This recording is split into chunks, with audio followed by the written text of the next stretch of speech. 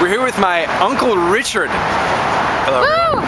And he's coming to Chicago all the way from Toronto. Toronto, Canada. 467 miles, it said on Navy Pier. and we just finished an amazing raw lunch.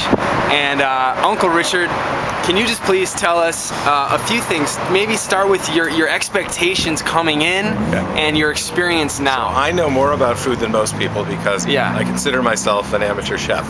And I spend a lot of time cooking, and often I will cook based on what's in the organic market. So there's an organic market at the Brickworks in Toronto, and I go down there, and what's really interesting I pick up and then make something out of it. Increasingly, I've been eating more and more vegetarian and organic, particularly, and I try to have vegetarian a number of times a week. It doesn't mean that I am a vegetarian, but I'm certainly gravitating in that direction.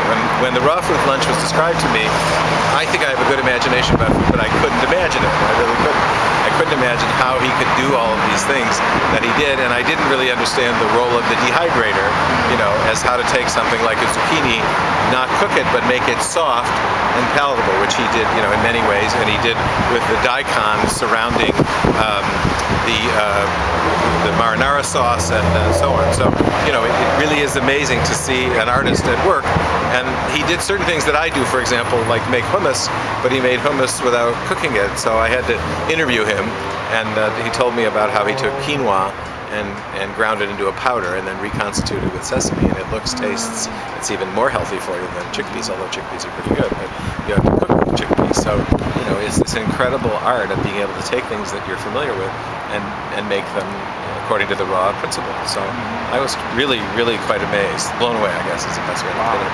And there are a lot of things that I eat in that diet. So, for example, kale.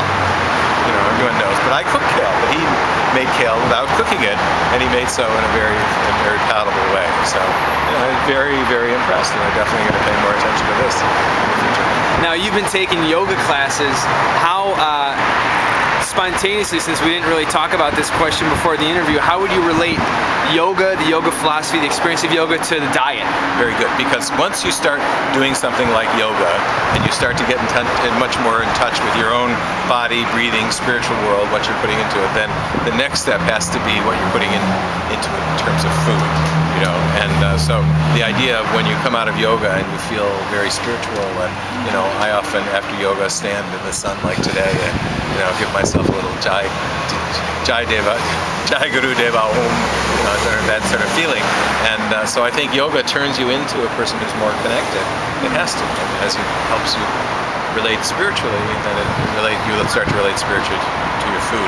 You definitely are what you eat, and this is a great example. Amazing. Thank you.